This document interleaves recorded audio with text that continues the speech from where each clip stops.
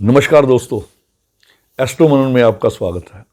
मैं अशोक अग्रवाल आज आपके साथ जो विषय पे चर्चा करूंगा, जिस विषय पे, वो है एक ग्रह की सीरीज में बृहस्पति खाना नंबर 5। इस श्रृंखला की ये मेरी जो कड़ी है ये बहुत महत्वपूर्ण है, इसे आप बड़े ध्यान से सुनिए। बृहस्पति खाना नंबर 5 में जब होता है तो ये सूर्य की राशि है। जैसे हम जानते हैं लाल किताब काल पुरुष के हिसाब से चलती है, जहाँ पे खाने होते हैं। खाने की राशियों का इतना महत्व नहीं, यानी कि 12 जो राशियां हैं वो वहीं की वहीं रहती हैं। इसमें खानों का महत्व है, यानी खाना नंबर 5 में बृहस्पति जब हो तो राशि तो वहाँ सूर्य की है, सिंह राशि। सिंह राशि में, और बृहस्पति का ये पक्का घर है। संतान का घर होने से, विद्या का घर होने से बृहस्पति यहाँ का कारक होता है, और बृहस्पति का ये पक्का घर है। पक्के घर में जो ग्रह होता है वो ग्रह फल का होता है। ये मैं आपको ग्रामर में शायद बता चुका हूँ कि ग्रह फल और राशिफल क्या होते हैं। राशिफल के ग्रह का हम उपाय कर सकते हैं, मगर ग्रह फल का जो उपाय है ग्रह का, वो उस ग्रह का नहीं होता। अगर वो खराब फल दे रहा हो तो उसके किसी मित्र द्वारा, या उस घर में जो कोई ग्रह उच्च नीच हो रहा हो, उसके उपाय से वो ग्रह ठीक हो जाता है। जैसे खाना नंबर 5 है, ये सूर्य का घर है, बृहस्पति का ये पक्का घर है, तो यहाँ बृहस्पति ग्रह फल का, बृहस्पति का उपाय नहीं यहाँ होगा। और खाना नंबर 5 में कोई ग्रह उच्च नहीं होता, कोई नीच नहीं होता। और इसके सामने खाना नंबर 11 है, जिसका मालिक शनि है। शनि के खाना नंबर 11 भी किसी को उच्च या नीच नहीं करता। इसकी ये फिलॉसफी है कि खाना नंबर 5 सूर्य का है, सूर्य आत्मा का कारक है। आत्मा चींटी में और हाथी में एक जैसी होती है, इसलिए वहाँ कोई उच्च नीच नहीं होता। और 11वां घर शनि का होता है। शनि न्यायाधीश हैं, मजिस्ट्रेट हैं, और न्यायाधीश की निगाह में कोई आदमी बड़ा छोटा नहीं होता। इसलिए 5वें और 11वें घर में कोई भी ग्रह उच्च या नीच नहीं होता। और मगर खाना नंबर 5 में खाना नंबर 11 का, क्योंकि इसके सामने पड़ता है, उसका प्रभाव रहता है। और शनि जैसा हो कुंडली में, उसका भी असर खाना नंबर 5 पे पड़ता है। और खाना नंबर बृहस्पति भी शनि के असर को लेकर साथ में चलता है। इसकी जो यहाँ सिग्निफिकेटर हैं, जो 1942 की किताब में लिखे हुए हैं, वो है नाग। बृहस्पति जहाँ नाग को रिप्रेजेंट करता है या सिग्निफाई करता है। और केसर को हम उपाय में ले सकते हैं। अगर अस्वस्थ हो आदमी, केसर के प्रयोग से या केसर को लगाने से या केसर के दान से मंदिर वगैरह में रखने से बृहस्पति ठीक होता है। और नाक, ये जो लाल किताब है, ये हस्तरेखा पे बहुत डिपेंड करती है। ये हस्तरेखा से ही शुरू की थी पंडित ने, कि हाथ की रेखाएं हैं वो जो ग्रहों के साथ उनका मिलान करना और कुंडली को दुरुस्ती करना, ये हाथ की रेखाओं से या लक्षणों से। जैसे समुद्रिक लक्षण होते हैं कि आंखें कैसी हों तो आदमी कैसा होता है, नाक कैसी हो तो आदमी कैसा होता है, होंठ ऊपर का मोटा हो तो कैसा होता है, नीचे का कैसा होता है, अब हाथों की बनावट, पैरों की बनावट, जिस्म की लंबाई, यानी कि समुद्रिक लक्षण भी इस किताब में साथ साथ पहली किताबों में उन्होंने दिए हुए हैं, 1940, 41, 42 की किताबों में। और यहाँ पे जो बृहस्पति है ये नाग को रिप्रेजेंट करता है, नाग को सिग्निफाई करता है। यानी कि बृहस्पति खाना नंबर 5 में हो तो पंडित ने कहा है कि नाग के हिसाब से भी ग्रह को आप देख सकते हो कि ये ग्रह किधर जा रहा है। कि बृहस्पति खाना नंबर 5 में है और नाक आदमी की लंबी है तो वो बुद्धिमान होगा, छोटी नाक है तो धर्मात्मा होगा, लंबी और चौड़ी दोनों हो तो मेहनती होगा, नाक लंबी और पतली हो तो बहादुर होगा, बीच में नाक बैठी हुई हो, कईयों को देखिएगा आप, यहाँ नाक बैठ जाती है तो वो मंदभाग्य की निशानी है। और अगर नाक बहुत ही छोटी हो, अपने साइज में बहुत ज़्यादा छोटी हो, तो ऐसा आदमी विश्वासघाती या धोखेबाज हो सकता है।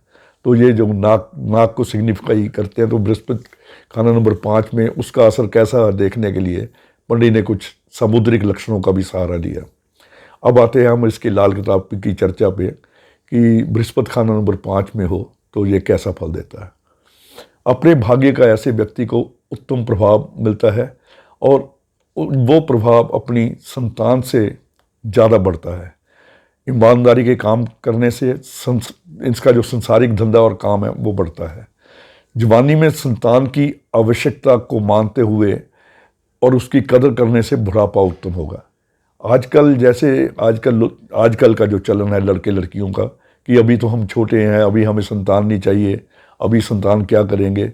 अगर बृहस्पति खाना नंबर 5 में है तो ये याद रखना, किताब में साफ लिखा है, जब जब आपकी संतान होगी तभी आपका भाग्य जागेगा और इसमें डिले नहीं करना चाहिए। और बाई चांस अगर संतान कोई वीरवार वाले दिन लड़का पैदा हो जाए तो वो कहते हैं वो 2 शेरों की जोड़ी, यानी कि बाप और बेटा 2 शेरों की जोड़ी की तरह हो जाते हैं। तो वीरवार की पैदा हुई संतान या उससे आगे भी और जो कोई संतान पैदा होती है तो वो आदमी के भाग्य को बढ़ाने वाली होती है। चाहे ऐसा व्यक्ति जो खाना नंबर 5 में बृहस्पति वाला गुस्से से जलता होगा, मगर वो ब्रह्म ज्ञानी होता है। ब्रह्म ज्ञानी का मतलब परमात्मा को पहुंचा हुआ या धार्मिक होता है, मगर उसका स्वभाव हो सकता है कि गुस्से वाला हो, मगर अंदर से वो नर्म तबीयत होता है और दूसरों का मान करने वाला होता है और अपने कर्तव्य को पूरा करने के लिए हमेशा वो पाबंद रहता है। सरदार या हाकिम होते हैं ऐसे व्यक्ति। अगर राहु कुंडली में बहुत अच्छा बैठ रहा है, बृहस्पति खाना नंबर 5 में है, तो उसमें ऐसे व्यक्ति सरदार या हाकिम यानी कि बड़े अफसर हो सकते हैं, या हो सकता है कि फ़ौज के बड़े, मैंने 1-2 फौजी अफसर देखे हैं जो ब्रिगेड जिनके अंडर होती है या जो पूरा पलटन जिनके अंदर होती है, उनके 5 में बृहस्पति है। तो मैंने ये खुद अनुभव किया है कि ऐसे आदमी बड़े फौज के अफसर हो सकते हैं जिनके साए में कई प्राणी आराम करते हैं, यानी कि उनके साए में उनका कई सैनिक या कोई उसके जो नीचे काम करने वाले हैं वो काम करते होंगे। और ऐसे व्यक्ति उसकी संतान के लिए हमेशा दुआएं करते हैं जब कि राहु इस कुंडली में उत्तम होता है।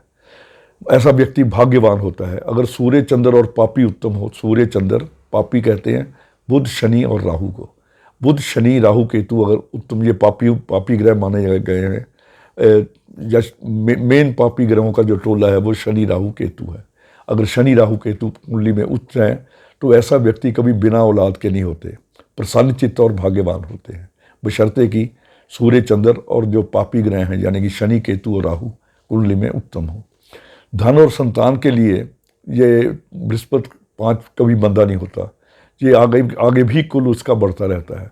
अगर वो लीद में मानक, यानी कि अगर वो छोटे घर में भी पैदा हुआ हो तो मानक की तरह चमकता है, और आगे अगर उसकी औलाद हो जाए तो वो पत्थर में मोती, यानी कि वो पत्थर में मोती, यानी कि मानक के घर मोती, यानी भाग्य को और बढ़ाने वाली हो जाती है। और औलाद के बाद इसकी जो छोटी सी बेड़ी या किश्ती होती है बड़े बड़े जहाज़ों का काम करती है। तो यानी कि औलाद का होना इसमें बहुत आवश्यक माना गया है। और मैंने देखा है कि औलाद होने पे ये जो कुंडली के सारे नरक है वो धो देती है। और अगर सूर्य खाना नंबर, सूर्य जो मित्र ग्रह है, सूर्य चंद्र मंगल अगर खाना नंबर 9 में हो तो निश्चित रूप से औलाद के होने के बाद भाग्य की वृद्धि हो जाती है। अगर वर्षफल में शनि खाना नंबर 9 में हो और बृहस्पति खाना नंबर 5 में है तो ये कंसीव करने का साल है। ये मेरा अपना अनुभव है। अगर जो आदमी संतान के इच्छुक हों, बृहस्पति खाना नंबर 5 में और वर्ष का फल में खाना नंबर 9 में शनि आ जाए तो ये उस साल वो संतान उन्हें मिल सकती है। क्योंकि जो शनि का सांप है वो जब बृहस्पति 5 में हो तो शनि 9 में, जो शनि का सांप है वो बृहस्पति की ठंडी हवा में सो जाता है और वो संतान देने में सहायता करता है। तो ये तो इसके जो नेक फल थे वो मैंने बताया। अब मैं बताता हूँ कि अगर यही बृहस्पति यहाँ पे मंदे फल दे तो उनका क्या रिजल्ट होता है। ऐसे व्यक्ति अगर केतु खाना नंबर 11 में हो और धर्म के नाम पे मांगते हो, जो आपने देखा होगा कि जो चंदे की रसीदें गलत बना लेते हैं या मंदिर के नाम पे या धर्म के नाम पे अगर भिक्षा मांग के खाना लग जाए, चंदा वगैरह खाने लग जाए, तो उसके वो निसंतान होने की, यानी कि उसकी औलाद को कष्ट आने की या संतान होती ही नहीं, या ऐसे इंसान के बच्चे मुर्दा पैदा हो सकते हैं या मिसकैरेज वगैरह हो सकते हैं। अगर केतु खाना नंबर 11 में हो तो चंदे वगैरह इकट्ठे उसे नहीं करना चाहिए, या करे तो उसमें कुछ अपना हिस्सा बिल्कुल शेयर कोई रखना नहीं चाहिए। अगर केतु मंदा हो तो ऐसे व्यक्ति की संतान है वो नालायक होती है। अगर कुंडली में बृहस्पति 9 में हो और केतु खराब हो तो बृहस्पति की ऐसी जो संतान होती है वो नेक नहीं होती। अगर यहाँ पे बृहस्पति खराब हो तो ये ऐसा व्यक्ति भिक्षा के लिए दौड़ता हुआ साधु, ये कहा गया है कि अगर ऐसे बृहस्पति खाना नंबर 5 में खराब कैसे होता है, अगर राहु बुध इसके घरों में, बृहस्पति के घरों में राहु बुध 9 में और 12वें घर में आ जाए तो ऐसा व्यक्ति पैसे के पीछे भागता और जो भागता रहता है और किस्मत के मंदे झोंकों का साथ उसे रहता है। औलाद चाहे मंदी ना हो मगर ऐसे व्यक्ति अपना बेड़ा गर्क खुद कर देते हैं, और अगर अपना कोई नुकसान कर लें या उनकी किस्मत साथ ना दे तो ऐसे व्यक्ति की जो किस्मत है वो 25वें साल यानी कि शुक्र के 25वें साल या बुध के 34वें साल या शनि का 36 से लेकर 39वें साल या 42वां साल जो राहु का है या हद से हद 48 साल, उसके बाद किस्मत संवरती है।